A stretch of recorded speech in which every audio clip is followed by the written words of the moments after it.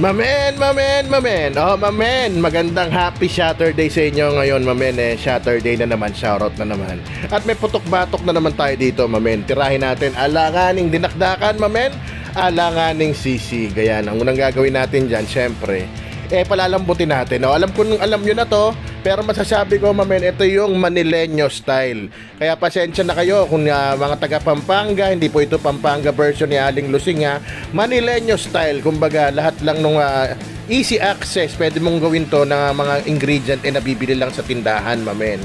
Kaya nung malambot na siya, pinatuyo ko lang kasi dapat iihawin ko yan, mamen. Nakita ko, maulan-ulan, tinamad na rin ako, kaya since may oven naman, tirahin ko na lang sa oven, mamen. Pero pwede mo rin yan prituhin, ha. Tapos syempre, lalagyan ko rin yan ng atay ng yobabs, mamen. I-stick ko na para mas madali ko siya babali-balik na rin mamaya. O yan, lutuin lang natin hanggang sa medyo matusta siya kasi nang hinahanap natin dito, mamen.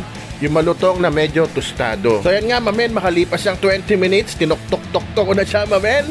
Mukhang goods na naman, kaya yan, palalamigin muna natin bago natin hiwain. Para di tayo mapasaw, mamen. Pati itong atay, goods na rin. Ayan, pahanginan nyo lang, mamen. Tapos, hiwain na rin natin to. Ayan, may nahiwa na nga ako ibo. Bali, ang lalagay ko lang dyan, mamen. Gusto ko dyan, maraming sibuyas, mamen. Kasi nga, isa siya sa magpapasarap at hindi lang yun. Pag inuya mo siya, mamen, may malutong kang malalasahan, siyempre. Masarap yon pag may malutong. Iba-iba yung nakakain mo. May makunat, may malutong, may malambot, diba? Ayan, hiwain lang natin ng maliliit yan, mamen.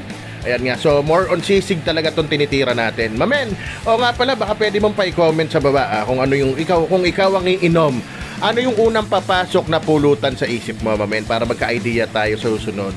At pag napili ko yan, mamen, syempre, meron yan pa daily load. Alam mo naman tayo dito, pan daily load lang ang kaya, mamen.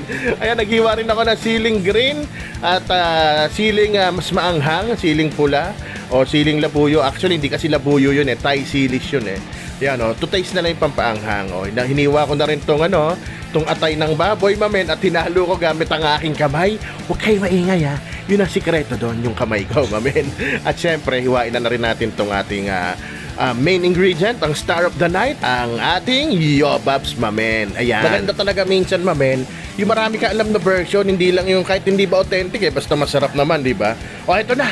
Hinalo-halo ko na, mamen. Medyo naliitan nga ako sa lalagyan, kaya nilipat ko dito sa mas malaki. At timplahan nyo ng salt and pepper, mamen. At sabi ko nga, dahil Manileño style to, maglalagay ako ng mayonnaise dito, mamen.